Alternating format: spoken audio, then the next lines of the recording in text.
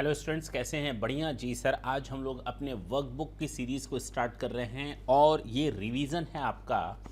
Basically ये workbook complete book की summarization है। हम लोग इसको डिस्कस करते हुए आगे चलेंगे। अगर कोई पॉइंट छूट गया होगा then will try to elaborate it, otherwise will revise the things. थोड़ा स्पीड मेंटेन रहेगा, इस चीज़ को आप लोग ख्याल रखेंगे। बट ऑब्वियस है, वर्कबुक है या रिवीजन है तो आपको ये मानकर चलना है मुझे कि आपको एक बार पढ़ा हुआ है और सारे कंसेप्ट आपके दिमाग में सेट हैं। चलिए, क्या है ये वर्कबुक? पेपर नंबर 18 है CMA फाइनल का, जो ICMI ने रिलीज़ किया है ये अप्रैल एडिशन में। आज हम लोग इसके फर्स्ट चैप्टर को दन दन रिवाइज करेंगे। अच्छा, कुछ खास बात ये कि इसमें जो ऑब्जेक्टिव टाइप के क्वेश्चन दिए हैं already the answers are given, तो हम आपको इलेबरेट करेंगे क्योंकि इसमें जैसे स्टार्ट हो रहा है तो पहले ही कह रहा है कि इसमें आपको जस्टिफाई करना है। आप सही आंसर पर टिक करिए, तो सही आंसर पर तो ऑलरेडी इसने टिक कर रखा है, लेकिन मैं हल्का फुल्का हर टॉपिक पर समझाते हुए आगे बढ़ूंगा। सबसे पहले कहता है GST is a destination based tax. इसको आप कंजम्पशन बेस्ड टैक्स भी कह सकते हैं, ठीक है ना। इसकी जगह अगर मैंने लिख दूँ कंजम्पशन बेस्ड टैक्स तो भी ये गलत नहीं है, तो एग्ज़ाम में ये भी आ सकता है। क्लियर? ये आपका आंसर समझ में आया? Yes sir. Source based tax नहीं होता, पर्सन बेस्ड टैक्स नहीं होता, स्टेट बेस्ड टैक्स नहीं होता, ये गुड्स और सर्विसेज पर होता है और ये कंजम्पशन यानी कि डेस्टिनेशन बेस्ड होता है। अच्छा, दूसरा कहता है one of the following product is out of GST। Out of GST में कौन सा प्रोडक्ट है सर? ये natural gas, milk, medicine and all of the above. इसमें मैंने आपको यहाँ पर दिया हुआ है एक छोटा सा हिंट, मैं उसको पढ़ देता हूँ। कहता है कि जो एग्जेम्प्ट गुड्स हैं उसमें alcoholic liquor for human consumption is exempted from the purview of the GST। ढंग से समझेंगे, ये GST के दायरे के बाहर है, यानी कि alcoholic liquor for human consumption. I am just clarifying it that alcoholic liquor for human consumption, not for the business purposes, not for the medicinal purposes.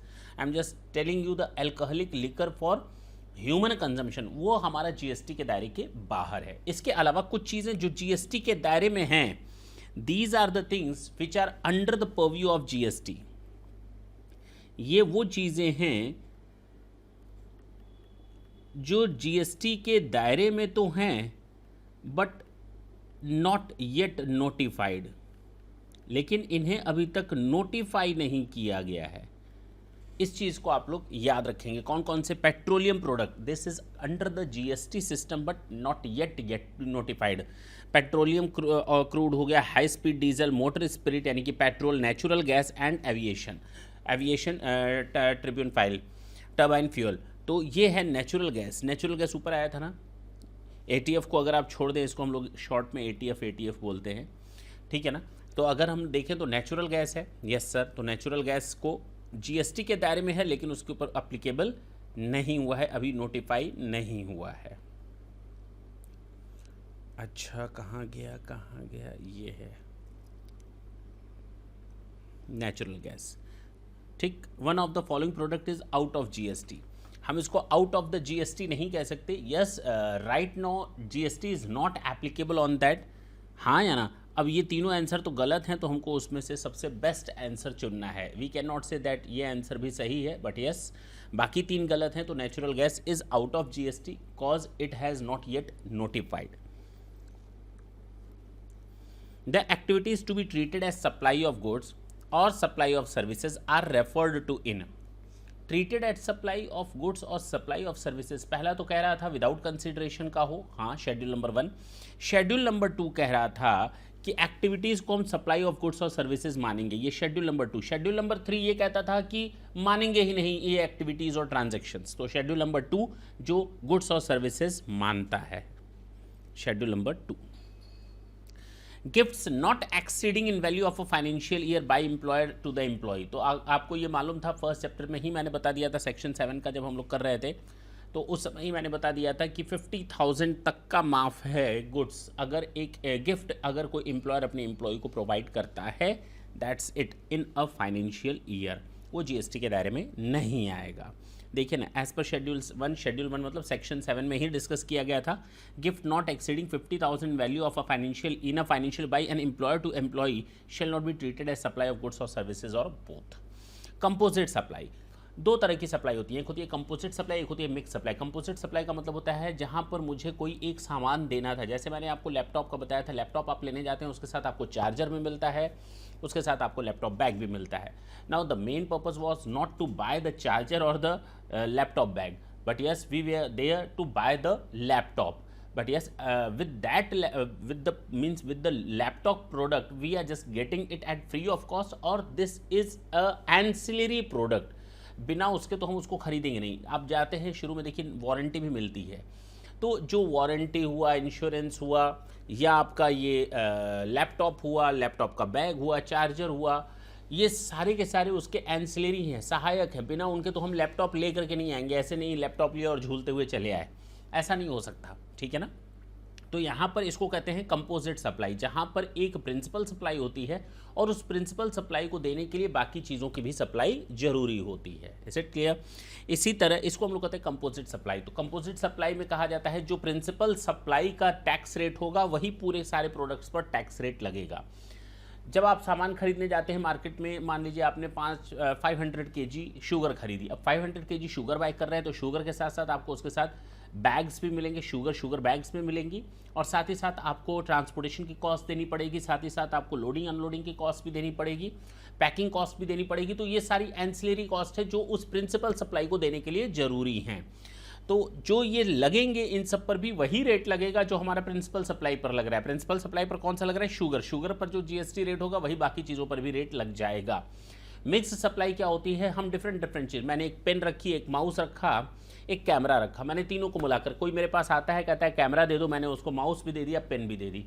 तो अब मैंने तीन चीज़ों को मिलाया, मैंने तीन चीज़ों को मिला करके दिया. वो अलग अलग भी बेचे जा सकते थे. दो items can be sold out separately without having any problem.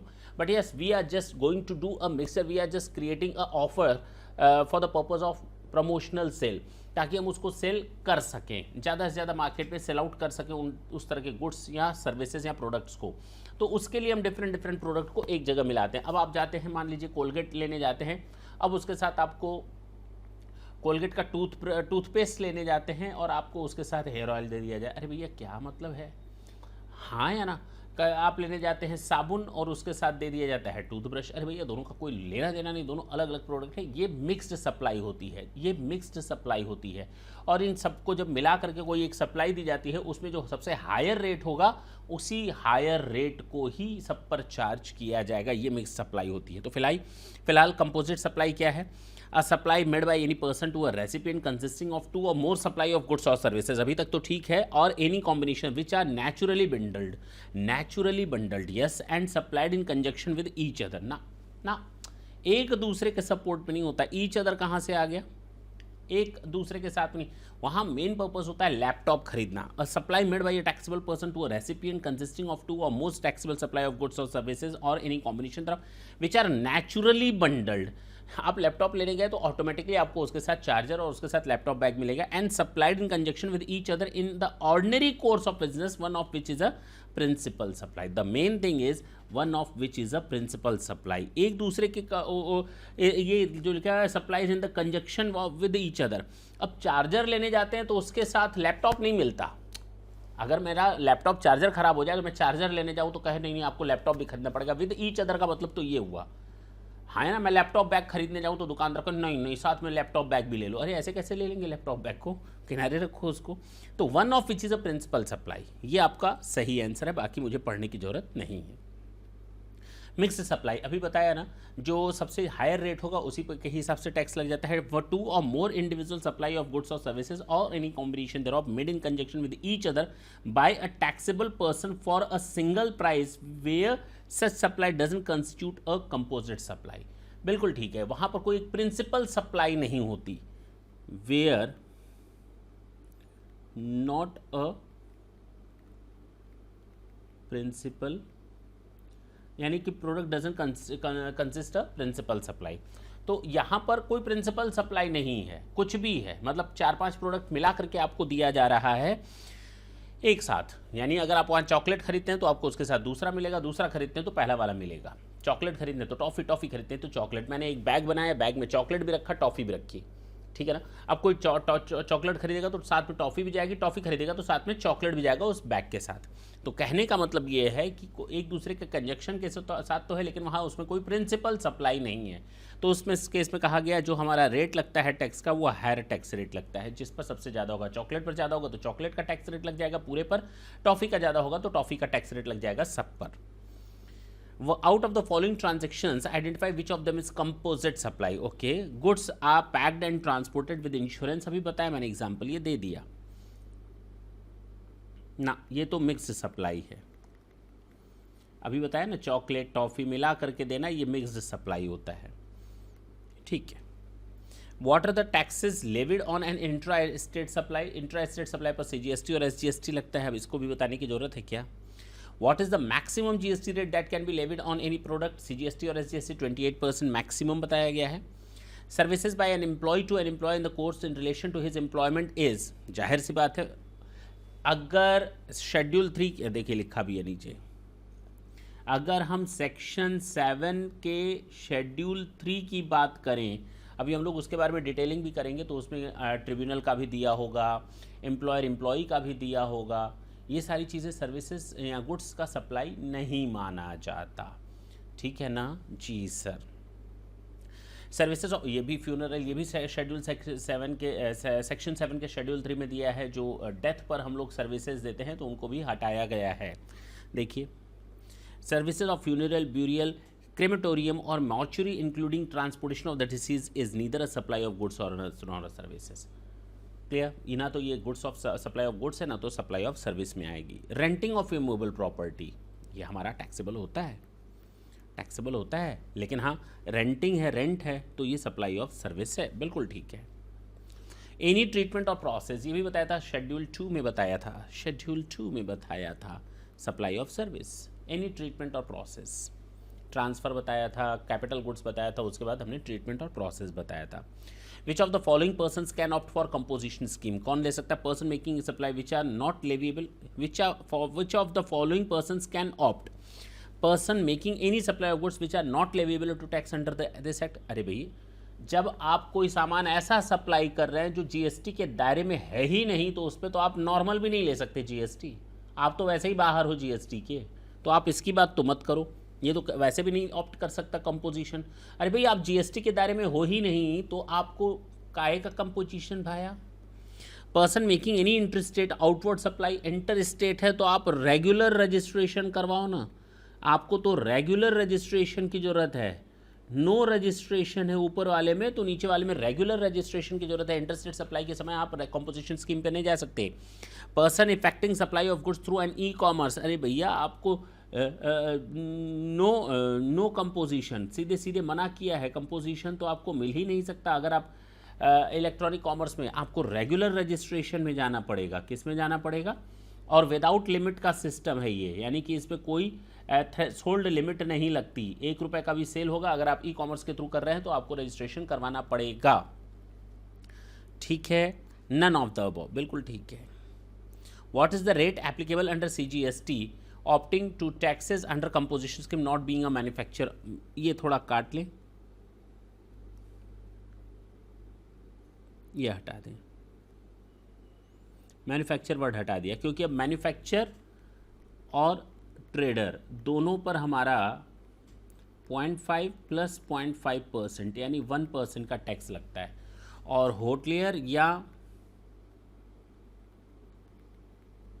Restaurant पर हमारा 5% का लगता है। हम यहाँ होटलियर का मतलब खाना सर्व करने से रिलेटेड है, ठीक है ना। Can a registered person opt for composition scheme only for 1 out of his 4 places of business? भैया 50 बिजनेस हो ना, तो 50 के लिए कंपोजिशन लेनी पड़ेगी। आपके पास ऐसा ऑप्शन नहीं है 50 बिजनेस है तो 2 का ले लो, 10 का ना लो, ऐसा कुछ नहीं कर सकते, नहीं कर सकता।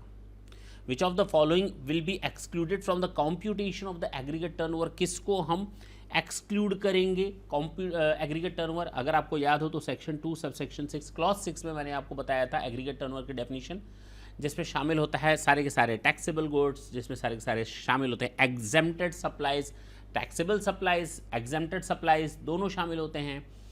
हाँ, इनवर्ड सप्लाई है, अगर आरसीएम बेसिस पर इनवर्ड सप्लाई है तो उसको शामिल नहीं करेंगे। आरसीएम बेसिस पर इनवर्ड सप्लाई है तो उसको शामिल नहीं कर, मैंने वर्ड यूज़ किया इनवर्ड, कौन सा, आरसीएम, इसको हम लोग शामिल नहीं करते और साथ ही साथ एक्सक्लूड करते हैं। अगर याद हो डेफिनेशन तो सीजीएसटी, एसजीएसटी, आईजीएसटी और कंपनसेशन से, तो ये चीज़ों को शामिल नहीं करते। तो ये है आपका बिल्कुल सही आंसर है, ये एक्सक्लूड किया गया है आरसीएम बेसिस को। सिल्कयान ये आरसीएम बेसिस पर लगता है, आरसीएम बेसिस पर ही लगेगा। ए लिमिटेड को टैक्स देना पड़ेगा, जिसने खरीदा है ही इज द बायर या recipient.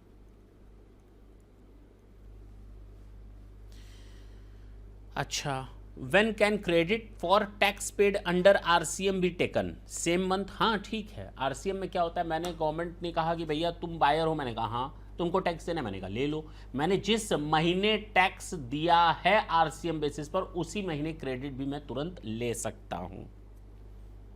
Is it clear?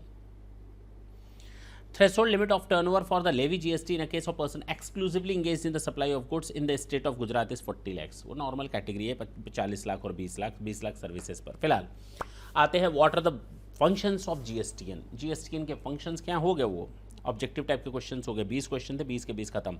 What are the functions of GSTN. GSTN का फंक्शन क्या है भैया, जीएसटीएन पोर्टल पर जाते हो, सबसे पहले आप ऑनलाइन रजिस्ट्रेशन करा सकते हो, ऑनलाइन टैक्स का पेमेंट कर सकते हो, ऑनलाइन आप अपनी एप्लीकेशंस दे सकते हो, ऑनलाइन आप नोटिस ले सकते हो, ऑनलाइन बिजनेस क्लोज कर सकते हो, ऑनलाइन आप आईटीसी अवेल कर सकते हो, ऑनलाइन रिटर्न्स फाइल कर सकते हो, ऑनलाइन मैचिंग मिसमैचिंग का कंसेप्ट देख सकते हो, ऑनलाइन पेनाल्टी और डिमांड्स जनरेट की जा सकती है, सारी नोटिसेज ऑनलाइन आती हैं, ए टू जेड सारी चीज़ें आपकी ऑनलाइन होती हैं। एवन हमारी सारी इन्फॉर्मेशंस भी ऑनलाइन जनरेट होती हैं। एवन अगर मैं देखना चाहूँ किन किन मंथ्स का मैंने रिटर्न्स फाइनल किया है, किन किन का बाकी है, वो सारी डिटेल्स आ सकती हैं, मेरी ग्रेडिंग वगैरह सारी चीज़ें आती हैं। ये हैं functions of GSTN network. N का मतलब goods and services tax network. Is it clear? Define person, अगर याद हो तो मैंने पर्सन की डेफिनेशन पढ़ाते समय मैंने कहा था कि हर एक सेक्शन 2 क्लॉज 84 इसमें हर एक पर्सन को शामिल किया। इनकम टैक्स में क्या था, individual, HUF, AOP, BOI, local authority, artificial juridical person, company. अब इसके अलावा सोसाइटी को भी शामिल कर लिया, कोऑपरेटिव सोसाइटी उनको भी शामिल कर लिया। तो कहा गया कि एलएलपी को अलग से लिख दिया, फर्म अलग से लिख दिया, एओपी बीओआई अलग से लिख दिया, लोकल अथॉरिटी हो गया, central government, state government, society और ट्रस्ट, आर्टिफिशियल जुरिडिकल पर्सन, सारे लोगों को, कोऑपरेटिव सोसाइटी, कोई भी बॉडी कॉर्पोरेट जो आउटसाइड इंडिया में रजिस्टर्ड है, मतलब सारी चीज़ों को कवर किया है, किसी पॉइंट को छोड़ा नहीं है। ये थी आपकी पर्सन की definition. Comment on the following, where services of an architect from outside India. अब मैं ये क्वेश्चन आपको यहाँ बता दूँ, अगर आप सर्विसेज लेते हैं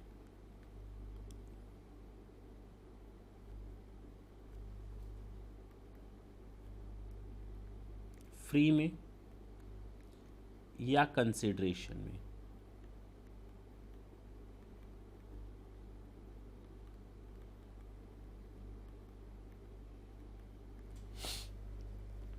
चलो छोड़ दो, इन इंडिया को तो छोड़ ही दो, छोड़ दो, ऐसे ही समझ लेते हैं, आपको कहा डिटेल में बताएं। अगर आप कोई सर्विसेज लेते हैं, इंपोर्ट करते हैं, आउटसाइड इंडिया से कोई सर्विसेज लेते हैं फ्री में या पैसे के साथ, फ्री में या पैसे के साथ,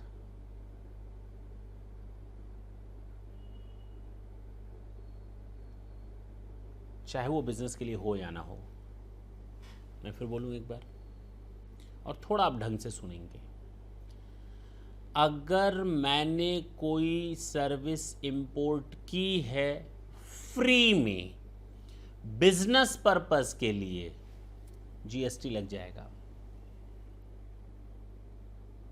शेड्यूल 1 के हिसाब से। अगर मैंने कोई सर्विस इंपोर्ट की है पैसा देकर, चाहे वो बिजनेस के लिए हो या ना हो, सेक्शन 7 के हिसाब से जीएसटी लग जाएगा। मैं फिर बोलूं, अगर आपने कोई सर्विस इंपोर्ट की है कंसीडरेशन के साथ, चाहे वो बिजनेस के लिए हो या नॉन बिजनेस के पर्पस के लिए हो, जीएसटी लग जाएगा। अगर आपने कोई सर्विस इंपोर्ट की है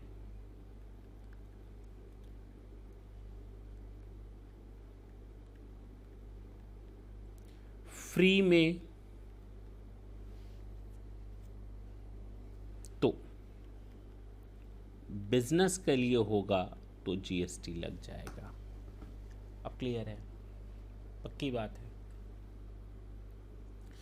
एक आर्किटेक्ट है आउटसाइड इंडिया, उसकी हमने सर्विसेज ली अपने रेजिडेंशियल प्रॉपर्टी के लिए। अब आउटसाइड इंडिया से कोई सर्विस इंपोर्ट कर रहे हैं तो कंसिडरेशन के साथ ही तो कर रहे हैं, यहाँ पर आर्किटेक्चरल सर्विसेज हैं, जीएसटी लग जाएगा। भले ही बिजनेस के लिए नहीं है, नॉन बिजनेस पर्पस के लिए, तो भी जीएसटी लग जाएगा। क्यों? क्योंकि वो रेजिडेंशियल प्रॉपर्टी थी उसके अपने पर्पस के लिए, उसका बिजनेस तो नहीं करना था उसको, बावजूद इसके ऊपर जीएसटी लग जाएगा। अच्छा, will a not for profit entity be liable to tax if registered under GST on any supply effected by it sale of, हाँ बिल्कुल लग जाएगा।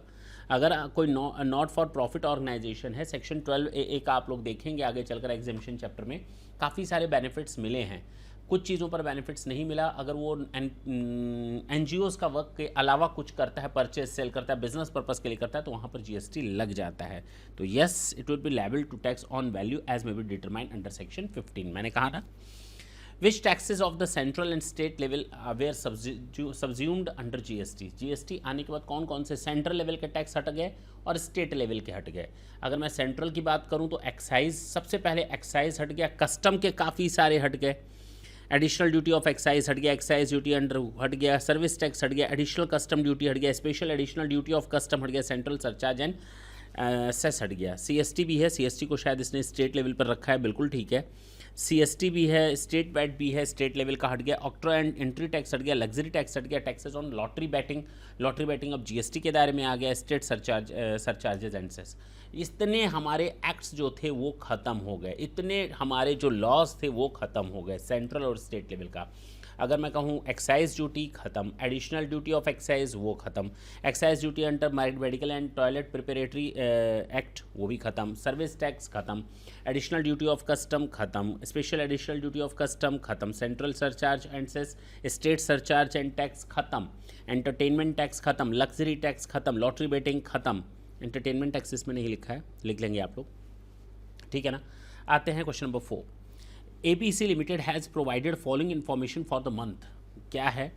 इंट्रा स्टेट आउटवर्ड सप्लाई, भैया ठीक है, इंटर स्टेट आउटवर्ड सप्लाई ठीक है, इंटर हो या इंट्रा हो कोई फ़र्क नहीं पड़ता। Turnover of the export goods ठीक है, ये फ्री में हो सकता है, देखते हैं। पेमेंट मेड टू GTA, अच्छा है, इसका मतलब ये हमसे पूछना क्या चाहता है, एग्रीगेट टर्नओवर, और एग्रीगेट टर्नओवर का मतलब सेक्शन 2 सबसेक्शन 6 का मतलब क्लॉज 6 ये कहता है कि सारी चीज़ें शामिल करो। अभी थोड़ी देर पहले बताया ना, आरसीएम को छोड़ दो, इनवर्ड सप्लाई अंडर आरसीएम छोड़ दो और टैक्स का पोर्शन छोड़ दो। ये हमारा इनवर्ड सप्लाईज अंडर आरसीएम है, तो इसको छोड़ दो, बाकी जितने भी हैं taxable supplies, exempted supplies, export सब शामिल कर लो। 8 5 13 10 23 23 लाख आ जाएगा आंसर एग्रीगेट टर्नओवर। आगे चलते हैं। एंड लिस्ट द एक्टिविटीज और transaction which shall not be considered as supply by way of schedule 3। ये वो चीज़ें हैं जो शेड्यूल 3 में बताई गई हैं, इनको हम सप्लाई ऑफ गुड्स और सर्विसेज तो मानेंगे ही नहीं, सप्लाई ऑफ गुड्स और सर्विसेज मानेंगे नहीं। ये वो एक्टिविटीज़ एंड ट्रांजैक्शंस हैं जिनको हम सप्लाई ऑफ गुड्स या सप्लाई ऑफ सर्विसेज के दायरे में नहीं रखेंगे। पहला है एम्प्लॉयर एम्प्लॉय की सर्विसेज, ठीक है, बता दिया। एम्प्लॉयर एम्प्लॉय थोड़ी देर बाद भी बताया था कि हमने कहा था आगे चल करके देखेंगे, शेड्यूल 3 को डिस्क्राइब करेंगे, वो क्वेश्चन आ गया। तो अगर एम्प्लॉयर एम्प्लॉय की सर्विसेज हैं तो वहाँ पर शेड्यूल 3 लगता है, भले ही वहाँ सर्विसेज हों लेकिन वहाँ पर जीएसटी नहीं लगता।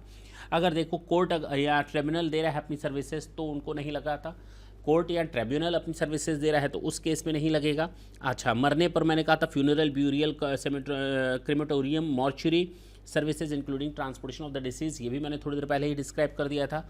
अगर हम कोई ज़मीन बेच रहे हैं, ज़मीन बेच रहे हैं, इमूवेबल प्रॉपर्टी, तो वो शामिल नहीं होगा। अच्छा, सेल ऑफ बिल्डिंग के लिए इसलिए बोला है, sale of building after completion certificate बेच रहे हैं, आफ्टर कंप्लीशन सर्टिफिकेट बेच रहे हैं तो वो उस पर जीएसटी नहीं लगेगा। एक्शनेबल क्लेम पर जीएसटी नहीं लगेगा, लेकिन अभी थोड़ी देर पहले मैंने बताया लॉटरी, बेटिंग एंड गैम्बलिंग पर जीएसटी लग जाता है। तो हमने कहा एक्शनेबल क्लेम पर नहीं लगेगा, लेकिन लॉटरी, गैम्बलिंग और बेटिंग पर हमारा जीएसटी लग जाएगा। तो हमें याद रखना है कौन कौन सी सर्विसेज नहीं मानी जाएंगी, कौन कौन सी एक्टिविटीज़ या ट्रांजैक्शन गुड्स या सर्विसेज पर नहीं माने जाएंगे। तो एम्प्लॉय की सर्विसेज नहीं आएंगी, गैम्बलिंग वगैरह पर आ जाएगा, एक्शनेबल क्लेम शामिल नहीं होगा। अगर कोई ट्राइब्यूनल या कोई कोर्ट अगर कोई अपनी सर्विसेज देता है तो उसको शामिल नहीं करेंगे, वो हमारे जीएसटी में नहीं आएगा, उसको हटाया गया है। भले ही वहाँ कंसिडरेशन का हिसाब किताब क्यों ना हो, मरने पर कुछ होता है तो वहाँ पर नहीं होगा। इमूवेबल प्रॉपर्टी के सेल पर हमारा जीएसटी नहीं लगता। अच्छा, एमपी एमएलए अगर सर्विसेज देते हैं, गवर्नमेंट के पोस्ट होल्ड करते हुए अगर सर्विसेज देते हैं तो उनको भी वहाँ पर शामिल नहीं किया गया है। अगर एक नॉन टैक्सेबल टेरिटरी से दूसरी नॉन टैक्सेबल टेरिटरी को सप्लाई ऑफ गुड्स या सर्विसेज दी जाए, एक नॉन टैक्सेबल टेरिटरी से दूसरे नॉन टैक्सेबल टेरिटरी को सप्लाई ऑफ गुड्स और सर्विसेज दी जाए, मान लो मिस्टर एक्स है, ये इंडिया में है, इसने ना चाइना से माल खरीदा और यूएस में सेल कर दिया, यहाँ से परचेस किया और यहाँ सेल कर दिया, तो देखो ना इस पर जीएसटी नहीं लग सकता, क्योंकि बिना इंडिया में आए, बिना इंडिया से गए इसने अपना फ़ायदा कमा लिया। ठीक है, तो नॉन टैक्सेबल टेरिटरी से नॉन टैक्सेबल टेरिटरी होगा तो वहाँ पर जीएसटी नहीं लगेगा। वेयर हाउस गुड्स मैंने उस समय भी छोड़वा दिया, तो मैंने कहा था कस्टम करेंगे तो समझ में आएगा। फिलहाल आप लोगों ने कस्टम कर लिया होगा, तो अब मैं समझा दूँ कि अगर कोई supply of warehouse goods to any person before clearance for home consumption, हमने कोई सामान आउटसाइड इंडिया से खरीदा, वेयर हाउस में रखा हुआ है, वेयर हाउस से अभी होम कंजम्पशन पे आता आता मैंने वहीं से सामान निपटा दिया आउटसाइड इंडिया, होम क्लियरेंस के लिए निकालने के बजाय मैंने सीधे उसको एक्सपोर्ट कर दिया, उस पर भी जीएसटी नहीं लगेगा। Question number 5, comment on the following, whether supply of laptop and carry cash. भैया कंपोजिट सप्लाई है, यस यस यस, कई बार बताया, yes. Whether supply of repair services of laptop with parts, अरे भैया रिपेयर है उसके साथ कुछ पार्ट्स जुड़ जाए तो ये नहीं, उसमें फिर प्रिंसिपल मिक्स्ड सप्लाई है। कौन सा है ये? मिक्स्ड सप्लाई है। और ये कौन सा है? ये कंपोजिट सप्लाई है। नहीं, मिक्स सप्लाई नहीं है ना, क्या है? Whether supply of repair services of laptop with parts which constitute a composite supply would constitute, no, हाँ यस, मेरे हिसाब से कंपोजिट ही होगा ना।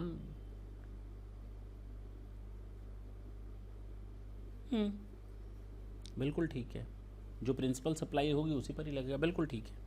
विच HSN code is to be use in case of composite supply, composite supply में जो principal supply होगी उसी का जो टैक्स रेट होगा उसी का HSN यूज़ करेंगे। मिक्स सप्लाई में जो हायर जिस पर GST रेट होगा उसी का HSN कोड यूज़ करेंगे, दैट्स इट। Question number 6।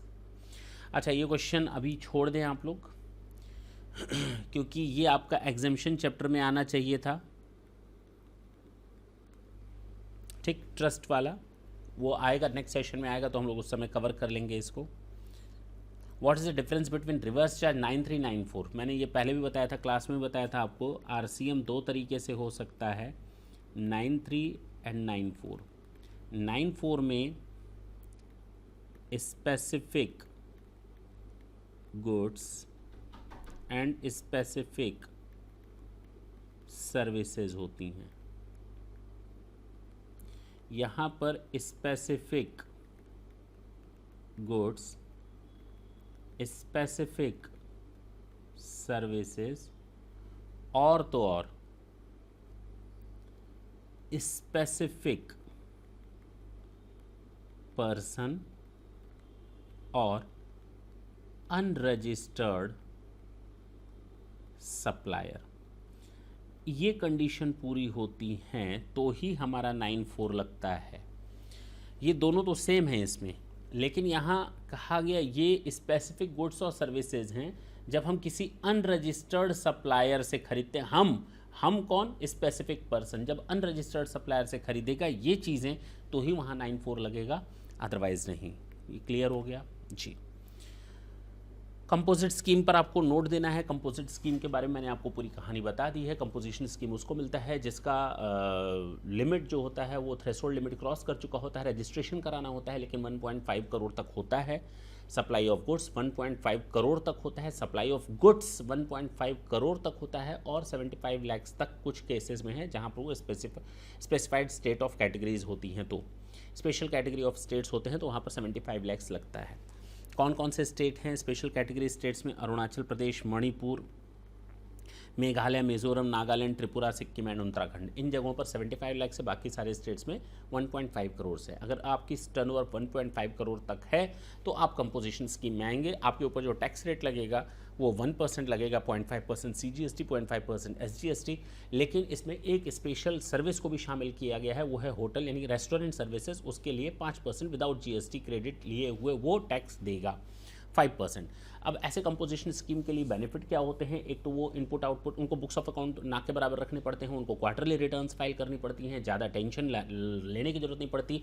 वो टैक्स इनवॉइस इशू नहीं कर सकते, वो हमेशा बिल ऑफ सप्लाई इशू करेंगे, और जब भी बिल ऑफ सप्लाई इशू करेंगे वहाँ पर लिख देंगे कि registered under the composition scheme. ऐसे कंपोजिशन स्कीम में रजिस्टर्ड लोगों को जब भी रजिस्ट्रेशन करना होता है वो अपने प्रीमाइसेस के बाहर भी लिख कर रहते हैं कि रेगुलर रजिस्टर्ड नहीं है, कंपोजिशन स्कीम में रजिस्टर्ड है ये बंदा, वो लोगों को साफ साफ बताते हैं। इसके अलावा भी उनको क्वार्टरली रिटर्न्स, पेमेंट मंथली करना पड़ता है, रिटर्न्स क्वार्टरली भरनी पड़ती हैं। और कंपोजिशन स्कीम के लिए ये है कि वो इनपुट टैक्स क्रेडिट ना ले सकते हैं ना दे सकते हैं आगे।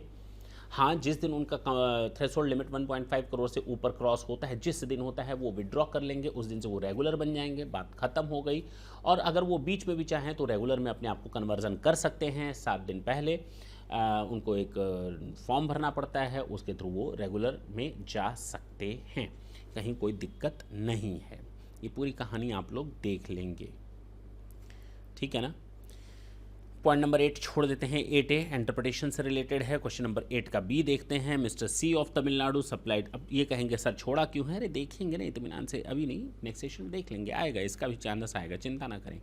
Mister C of Tamil Nadu supplied goods और services 20,000 to mister M of Maharashtra. CGST SGST 9% each है, 18% IGST है। अब तमिलनाडु का बंदा महाराष्ट्र को माल बेचेगा तो वहाँ पर IGST लगेगा, ये तो मालूम है। कितने का सामान है? 20,000 का, 20,000 पर सीधे सीधे 18% IGST लगा दो, यानी 3,600। This is your answer. और IGST लगेगा, CGST SGST नहीं लगेगा, क्योंकि ये इंटरस्टेट ट्रांजेक्शन है। Is there any option for registered taxable person to withdraw from the composition scheme? मैंने कहा ना, हाँ भाई हाँ, हाँ भाई हाँ। 7 दिन पहले उसको GST CMP 4 भरना पड़ेगा, कंपोजिशन CMP 04 भरना पड़ेगा, वो विड्रॉ कर सकता है। अब इसमें एक चीज़ लिखी है कि वो जब नॉन कंप्लायंस करेगा तो, लेकिन इसमें आप लोग लिख लें, और if person wants to withdraw from composition scheme voluntarily, ये भी इसमें ऐड कर देंगे, ठीक है ना। तो अगर कोई बंदा ना निकलना चाहता है, भले ही वो किसी कंडीशन को फुलफिल नहीं कर पा रहा, तो भी अगर वो निकलना चाहता है तो वो निकल सकता है, ऐसा नहीं ज़बरदस्ती उसको उसमें बैठाए रखना है। Right a brief note on GST council, आप पढ़ लेंगे इनका कैसे कमेटी बनाई गई है। GST काउंसिल की चेयरमैन कौन होता है? भाई मिनिस्ट्री ऑफ फाइनेंस का हेड होता है, ये है ना, ministry of finance union ministry का हेड होता है। वाइस चेयरमैन कौन होता है? जो मेंबर होते हैं मिनिस्ट्री ऑफ स्टेट गवर्नमेंट्स के, फाइनेंस मिनिस्ट्री जो स्टेट गवर्नमेंट्स की होती है उनमें से कोई एक बंदा चुन लिया जाता है, इसी तरह इनके मेंबर्स होते हैं। कोरम कम से कम 50% होने चाहिए, किसी भी मीटिंग के लिए कम से कम 50% लोग होने चाहिए टोटल मेंबर के। और डिसीजन कौन लेते हैं? कम से कम 3/4 लोगों के हाँ बोलने से ही काम हाँ होता है, बस इतना याद रखें। Whether supply of goods, books, pamphlets, brochure, envelope, annual report, leaflet, cartoon boxes etc. printed with the design फलाना। चलिए मैं आपको ये समझा देता हूँ क्या कहता है। मैं किसी के पास गया, मैंने कहा मेरे लिए एक कार्टून का बैग, मुझे लैपटॉप बेचना है, लैपटॉप कवर करने के लिए मुझे एक गत्ता चाहिए, कार्टून चाहिए, कार्टून पर मेरे बिजनेस का नाम वगैरह प्रिंट करके हमको दो। अब वो सामने वाला हमको जब सप्लाई करेगा तो he is making supply of goods to me, पक्की बात है। मैंने उसको कहा ये लो गत्ता, इस पर मुझे प्रिंट करके दो। मैंने मटेरियल अपना दिया, उसने मुझे प्रिंट करके दिया। This is known as supply of service. अगर वो मुझे हैंडबिल, कार्टून, पैम्पलेट्स खुद अपना देता है प्रिंट करके, लोगो लगाकर मेरा, this is known as supply of goods. लेकिन मैं उसको कागज़ दे दूँ, मैं कहूँ इस पर मेरा हैंडबिल छाप दो, हैंडबिल पैम्पलेट छाप दो, लीफलेट छाप दो, या मैंने कहा ये लो मेरे बैग्स और इस पर मेरी कंपनी का लोगो छाप दो, ये मेरी टी शर्ट्स और इस पर मेरी कंपनी का लोगो लगा दो, होता है। तो अगर वो केवल वो एक स्पेसिफिक सर्विस के लिए बता रहा हो तो this is called supply of service. अगर वो टी शर्ट खुद देता है लोगो लगाकर तो it mean supply of goods. दोनों में फ़र्क समझ में आया? बिल्कुल, ये आप देख लेंगे। Whether GST will apply wherein goods are moved within the state or from the say state of registration to another state for supply on approval basis. Supply on approval basis, बात तो ये समझ लो। अब ये आगे का क्वेश्चन पता नहीं क्यों यहाँ पर दे दिया, बस इतना समझ लो, जब भी आप सामान का मूवमेंट करते हैं तो आपके पास सबसे पहला होना चाहिए ई वे बिल और उसके साथ इनवॉइस, अगर आप सामान सप्लाई कर रहे हैं तो। अगर आप सामान सप्लाई नहीं कर रहे, सामान को केवल मूवमेंट में ला रहे हैं, तो वहाँ डिलीवरी चालान। मेरी बात समझ में आई? तो या तो ई वे बिल के साथ टैक्स इनवॉइस होगा, या तो ई वे बिल के साथ डिलीवरी चालान होगा। ई वे बिल के साथ या तो इनवॉइस होगा, या तो ई वे बिल के साथ डिलीवरी चालान होगा। Is it clear? ये ज़रूरी है। अगर सामान बिका है या नहीं बिका है तो की बात कर रहे हैं। अगर कोई बंदा सामान एक स्टेट से दूसरे स्टेट में मूवमेंट कर रहा है, मेरी बात ढंग से समझें, लेकिन अभी वो सेल हुआ ही नहीं है, अगर सेल नहीं हुआ है तो मूवमेंट क्यों कर रहा है? भाई बिजनेस हमारा सीजनल बेसिस पर है, हम ना डायमंड के व्यापारी हैं। अब ऐसा तो है नहीं डायमंड सड़क पर बिछा दिए जिसको आए ले जाओ। अरे भाई, इसके हमारे एग्जीबिशंस लगते हैं हर एक स्टेट में। हमने अपने बॉक्स में 10 डायमंड रखे, छोटे से बॉक्स में आ गए, जेब में डाला, चले गए दूसरे स्टेट में। दूसरे स्टेट में एग्जीबिशन में गए, अपने डायमंड्स दिखाए, सेल हो गया तो सेल हो गया, नहीं तो भाई वापस आ गए। इन लोगों को कैजुअल टैक्सेबल पर्सन की तरह ट्रीट किया जाता है और इनका रजिस्ट्रेशन 90 डेज़ के लिए होता है, एडवांस पेमेंट ऑफ टैक्स के बेसिस पर ही, आपको याद होगा। फिर इसमें 90 डेज़ का इंक्रीमेंट होता रहता है। Is it clear?